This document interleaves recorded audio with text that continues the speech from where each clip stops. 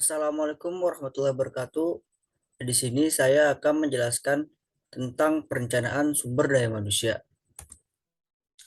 Pengertian perencanaan sumber daya manusia. Pengertian perencanaan sumber daya manusia atau Human Resource Planning adalah proses peramalan yang sistematis yang menghubungkan kebutuhan sumber daya manusia sebuah perusahaan dengan rencana strategisnya untuk memastikan bahwa tenaga kerjanya memadai, kompeten, dan berkualitas untuk mencapai tujuan organisasinya. Beberapa pengertian perencanaan sumber daya manusia menurut para ahli diantaranya, yang pertama, pengertian perencanaan sumber daya manusia menurut Robert R. Malthus dan Johnson H. Jackson. Perencanaan sumber daya manusia adalah proses analisis dan identifikasi tersedianya dan kebutuhan akan sumber daya manusia sehingga organisasi tersebut dapat mencapai tujuan. Pengertian perencanaan sumber daya manusia menurut Andrew S. Sikula. Perencanaan sumber daya manusia adalah proses menentukan kebutuhan tenaga kerja dan berarti mempertemukan kebutuhan tersebut agar pelaksanaannya berinteraksi dengan rencana organisasi. Dan yang terakhir, pengertian perencanaan sumber daya manusia menurut Mondi dan Noe.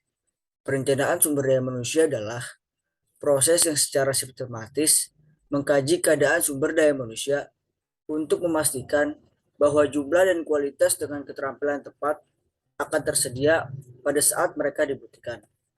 Jadi dapat disimpulkan bahwa pengertian perencanaan sumber daya manusia itu adalah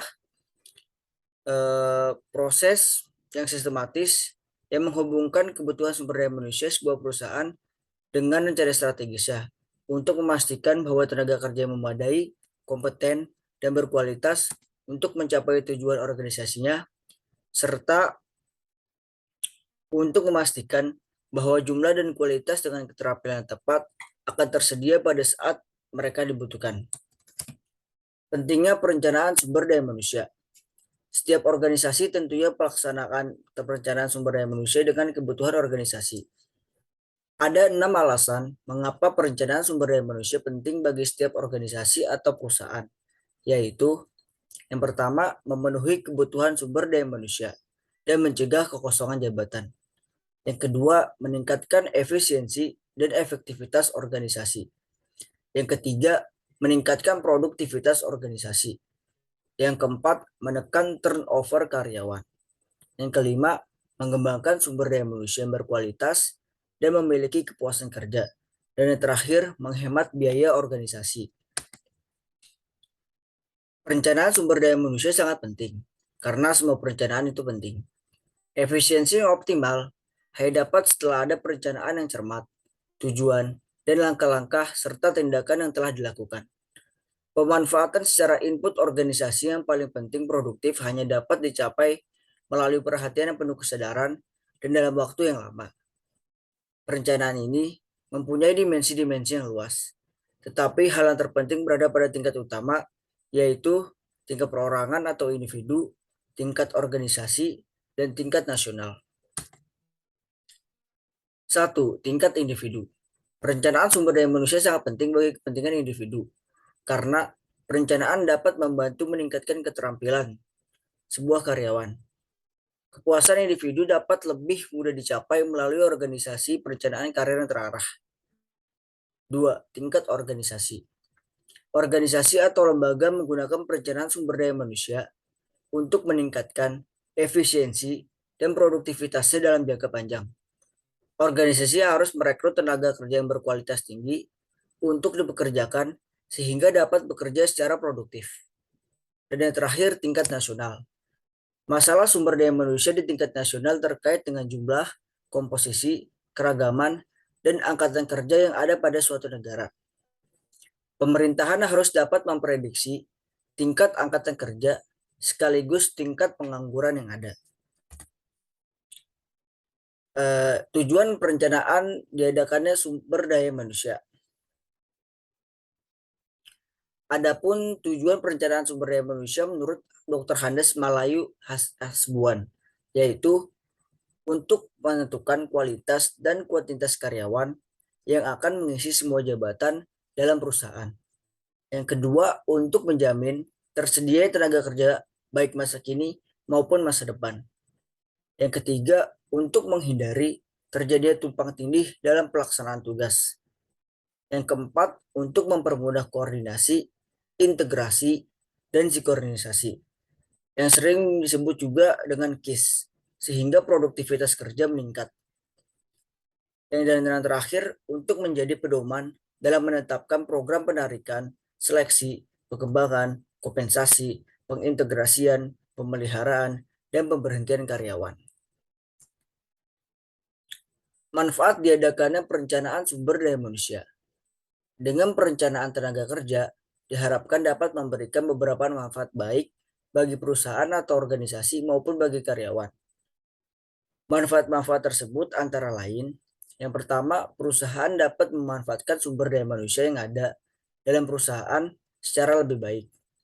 Yang kedua, melalui perencanaan sumber daya manusia yang matang, efektivitas kerja juga dapat lebih ditingkatkan apabila sumber daya manusia yang ada telah sesuai dengan kebutuhan perusahaan atau organisasi. Yang ketiga, perencanaan sumber daya manusia berkaitan dengan penentuan kebutuhan tenaga kerja di masa depan, baik dalam arti jumlah dan kualifikasinya untuk mengisi berbagai jabatan dan menyelenggarakan berbagai aktivitas yang baru kelak nantinya. Yang keempat, dengan adanya informasi akan memudahkan manajemen melakukan perencanaan sumber daya manusia atau Human Resource Information yang berbasis pada teknologi canggih merupakan suatu kebutuhan yang tidak dapat dihindarkan di era perubahan yang serba cepat seperti sekarang ini. Dan yang terakhir, dapat mengetahui pasar tenaga kerja. Pasar tenaga kerja merupakan sumber untuk mencari calon-calon sumber daya manusia yang potensial untuk diterima atau recruiting dalam perusahaan.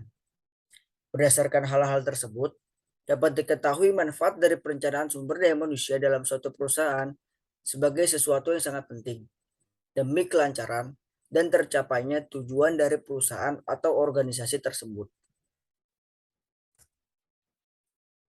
Faktor yang mempengaruhi perencanaan sumber daya manusia. Proses perencanaan sumber daya manusia dapat dipengaruhi oleh beberapa faktor, antara lain faktor eksternal. Perubahan-perubahan di lingkungan sulit diprediksi dalam jangka pendek dan kadang-kadang tidak mungkin diperkirakan dalam jangka panjang. Perkembangan ekonomi mempunyai pengaruh yang sangat besar, tetapi sulit untuk diestimasikan. Sebagai contoh, tingkat inflasi, pengangguran, maupun tingkat bunga sering merupakan faktor penentu kondisi bisnis yang dihadapi perusahaan. Keputusan-keputusan organisasional. Berbagai keputusan pokok organisasional mempengaruhi permintaan sumber daya manusia, antara lain forecast penjualan dan produksi, reorganisasi atau perancangan kembali, dan rencana strategis organisasi. Dan yang terakhir, faktor persediaan karyawan.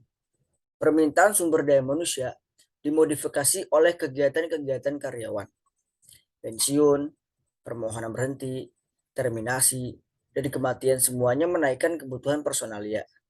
Data masa lalu tentang faktor-faktor tersebut dan tren perkembangannya bisa berfungsi sebagai pedoman perencanaan yang akurat. Prinsip perencanaan dari sumber daya manusia. Dalam merencanakan sumber daya manusia, setidaknya harus memenuhi 5 prinsip berikut ini, yaitu yang pertama, tujuan perencanaan sumber daya manusia harus selalu dihubungkan dengan program dan kegiatan bisnis yang diemban oleh setiap unit kerja. Karenanya, perencanaan sumber daya manusia tidak bisa dipisahkan dengan strategi dan rencana bisnis ke depan. Karena keduanya merupakan dasar yang sangat penting untuk memulai menyusun perencanaan sumber daya manusia. Yang kedua, kegiatan perencanaan sumber daya manusia dilakukan dengan mengacu pada hasil audit sumber daya manusia dan hasil evaluasi pekerjaan. Hasil audit sumber daya manusia dan hasil evaluasi kinerja pegawai nantinya akan memberikan profil dan masukan mengenai peta kebutuhan sumber daya manusia di masa depan, baik dari sisi jumlah ataupun kualitasnya. Yang ketiga, harus dilakukan penetapan persyaratan atau kualifikasi sumber daya manusia yang akan dipergunakan dalam rekrutmen dan seleksi. Karena perencanaan sumber daya manusia yang baik selalu diawali dengan penetapan kualifikasi sumber daya manusia yang jelas dan diterapkan secara konsisten dalam proses rekrutmen atau seleksi. Yang keempat, perencanaan sumber daya manusia harus didasarkan pada prediksi yang cukup akurat dan dilakukan secara berkala mengenai pola demand dan suplai tenaga kerja, baik pada sisi internal ataupun posisi eksternal perusahaan. Dan yang terakhir, organisasi mesti memiliki mekanisme untuk mengukur efektivitas proses perencanaan sumber daya manusia yang dilakukannya. Umpan balik diperoleh untuk meningkatkan mutu perencanaan di masa yang mendatang. Di samping itu, perencanaan sumber daya manusia juga merupakan proses menetapkan strategi untuk memperoleh, memanfaatkan, mengembangkan, dan mempertahankan sumber daya manusia sesuai dengan kebutuhan organisasi atau perusahaan sekarang dan pengembangannya di masa depan. Metode perencanaan sumber daya manusia. Dalam memprediksi jumlah pegawai yang dibutuhkan, perusahaan bisa menggunakan dua metode, yaitu metode yang pertama sering disebut sebagai metode trend analysis atau analisis tren. Metode ini digunakan untuk memprediksi kebutuhan rekrutmen baru berdasarkan tren jumlah karyawan di masa lalu. Misalnya, jumlah teknisi pada akhir tahun selama 5 tahun berturut-turut dihitung dan dicatat.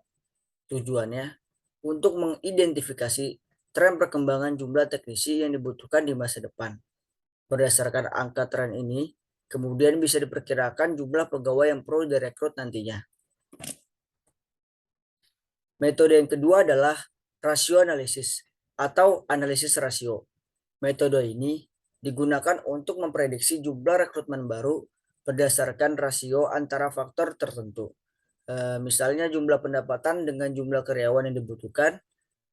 Misalnya jumlah pendapatan tahun ini adalah 100 miliar dan jumlah karyawan tahun ini adalah 100 orang.